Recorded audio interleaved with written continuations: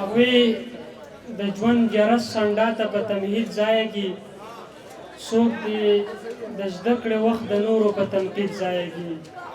هغوی د ژوند جرس څنډه ته په تمهید ضایع کړي، څوک چې د زده کړې وخت د نورو په تنقید ضایع کړي.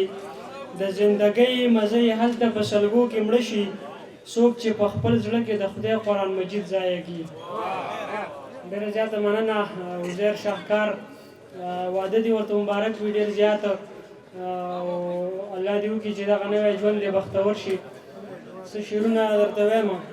د ماشومتوب رشته وه ومې کړله، د ماشومتوب رشته وه ومې کړله، په دروازه کې راته ترور ناسته وه، او ستا د واده نه پس مې ځان وجوخو، ما ته په کور کې بوډۍ مور ناسته وه. او هوتي صاحب، د چا د قاره ماته وګډېږه، د چا د قاره ماته وګډېږه، خراب یم یاره ماته وګډېږه، د چا د قاره ماته وګډېږه، خراب یم یاره ماته وګډېږه. د خدای دپاره زما زړه وساته، زما دپاره ماته وګډېږه، د خدای دپاره زما زړه وساته، زما دپاره ماته وګډېږه. ستا چې څه خوښ و ما راوړي درله، راشه اوس خاره ماته وګډېږه.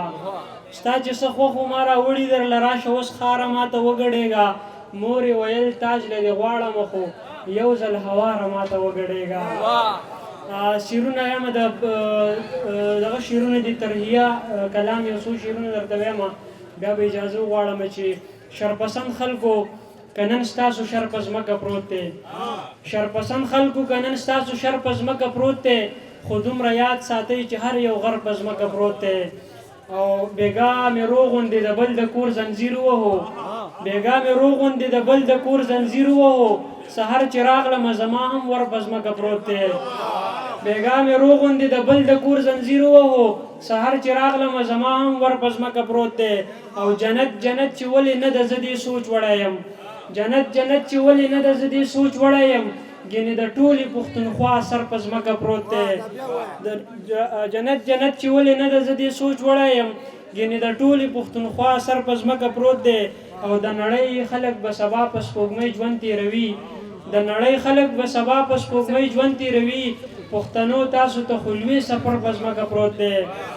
او د دوو مینو نوم پې لیکو خدای زده چا وکړه خو، د دوو مینو نوم پې لیکو خدای زده چا وکړه خو، اوس پې راتېر شوم هم هغه نختر په ځمکه پروت دی.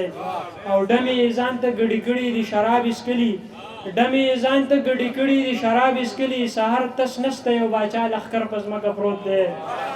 ډمې یې ځان ته ګډې کړي دي شراب څښلي، سهار تس نسته یو باچا لښکر په ځمکه پروت دی. او تاج څه پېښه خو په دې ځای کې ضرور شوي چې د پښتنې پېغلې سوری څادر په ځمکه پروت دی. په دغه نظم اجازه چې بیګا ناوخته غوندې کور ته راغلم، مور مې شکي شوله راپاڅېدله، زما جبونه یې زر ولټول، هېڅ یې پیدا نه کړل، هېڅ یې پیدا نه کړل، بس یو کاغذ و، هغه کاغذ کم چې وتا راکړی ما لا په برندو سترګو نه ولوستی. مور مې شروع شوله ستا خط یې لوستو، زه یېرېدمه چې مور پوه نه شي، ما زر حمله وکړه کاغذ باندې، شکر دی ټول مې ترې راواغستو، خو لږ ټوکړه ورسره پاتې شوله. زه یېرېدمه چې مور پوه نه شي، خو هغه لږه شان ټوکړه کومه چې زما د مور په لاس کې پاتې شوله، هغه ټوکړه څه د کمال ټوکړه وه.